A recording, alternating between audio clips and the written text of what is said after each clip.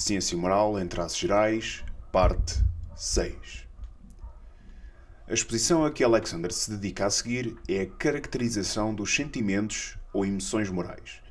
Vimos nos vídeos anteriores que cada julgamento moral é acompanhado de um sentimento peculiarmente moral, e isto devido à constituição da consciência.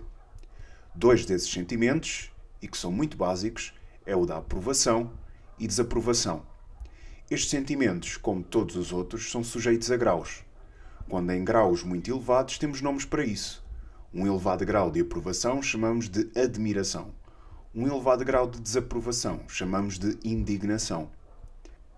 Outro par de sentimentos é o mérito e a punição. Quando aprovamos um ato moral, sentimos um sentimento de recompensa pelo autor do ato. Recai sobre ele uma certa estima e queremos felicitá-lo ou oferecer-lhe algo pelo que fez. Por exemplo, a semana passada fui arranjar um farol médio para o carro e o mecânico que fez a instalação do farol acabou por vistoriar o carro todo e disse-me que a mangueira do turbo estava rasgada. Agarrou num pedaço de outra mangueira de turbo velha que tinha e fez um remendo enquanto não tem dinheiro para comprar uma peça nova. Ele não tinha de fazer aquilo e apetecia-me dar-lhe uns 5 euros de groja. Eu só não lhe dei porque ele era funcionário de uma daquelas oficinas franchisadas de grandes empresas e eu sei que eles não podem aceitar grojas assim. Fora isso, Alexander nota algo muito importante sobre os sentimentos morais. Há um fenómeno psicológico que os psicólogos de hoje chamaram de sensibilização. É o fenómeno no qual um certo estímulo deixa de criar uma resposta emocional na pessoa. Transportando isto para a nossa teoria, pode-se dizer que o conato deixa de responder aos estímulos. Se isto acontece para o conato, é mais expectável que aconteça para a consciência. Diz Alexander que muita exposição a imoralidades atrozes pode dessensibilizar o agente. As emoções morais são, contudo, de graus de intensidade muito diferentes em pessoas diferentes e na mesma pessoa em períodos diferentes da sua vida. Pessoas que se acostumaram de forma prolongada a ver crimes atrozes cometidos perdem eventualmente a sua sensibilidade moral e acostumam-se a cenas de sangue e roubo. Na proporção em que as mentes dos homens são iluminadas pela verdade e os seus corações retos, será a sensibilidade da faculdade moral. Mas pela comissão de pecado, assim como pela sua observação, as sensibilidades morais são embutadas. Outra metáfora que Alexander usa para ilustrar a desensibilização moral é o da consciência cauterizada. Se destruirmos os terminais nervosos da pele, queimando-a, essa região da pele perde toda a sensibilidade ao toque. E é isto que acontece entre a imoralidade e a consciência. Alexander continua a exposição notando que não só temos sentimentos morais próprios para terceiros, como temos para nós mesmos. Um desses sentimentos ninguém se deu ao trabalho de dar o nome, mas é um sentimento de autossatisfação. Ficamos satisfeitos por ter feito algo correto e meritório, aquele sentimento de dever cumprido com sucesso.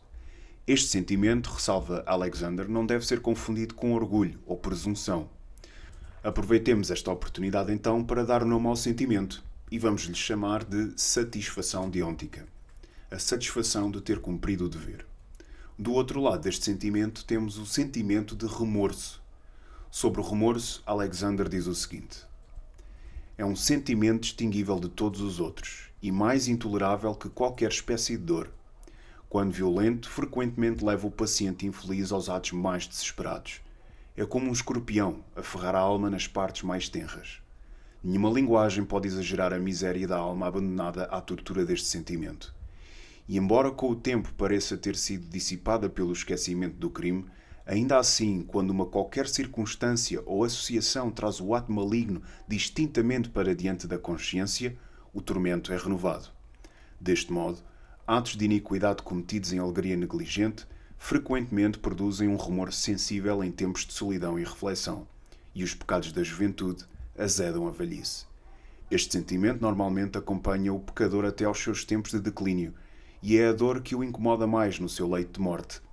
Quando o sentimento acompanha o culpado até ao último momento da sua existência terrena, há muita razão para pensar que lhe irá causar a mais amarga angústia num estado futuro. E daqui Alexander passa para a questão sobre qual é a relação entre a atividade da consciência e a crença em Deus. Mais importante para o Alexander é se a consciência funciona independentemente de se acreditar em Deus. Será que os ateus, em virtude de não acreditarem em Deus, têm uma consciência enfraquecida? Alexander acha que não. Isto para ele nem é um assunto em cima da mesa e passível de argumentação. Por mera observação, vemos os ateus a fazerem distinções de bem e mal, a indignarem-se e a admirarem atos morais, etc, etc. Podem estar errados muitas vezes e terem sentimentos desapropriados, sim, mas isso não sugere nem um pouco que as suas consciências não estejam a trabalhar.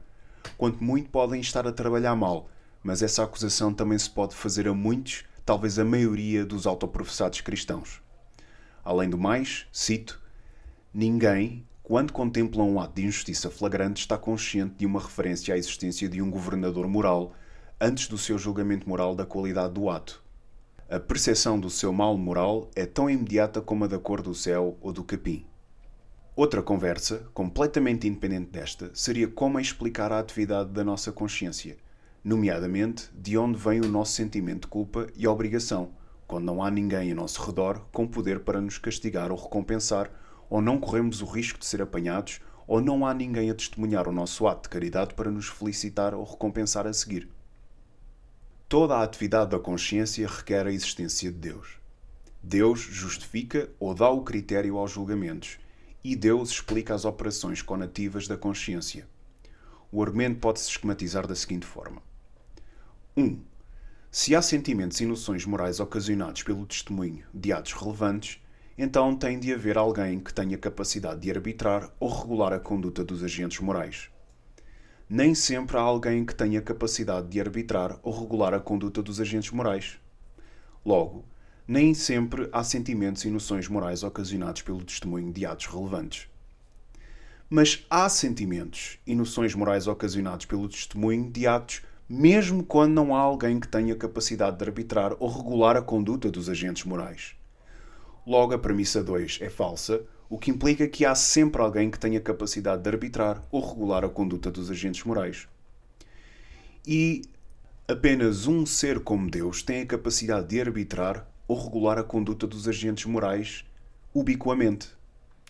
Logo, se há sentimentos e noções morais ocasionados pelo testemunho de atos relevantes, então Deus existe.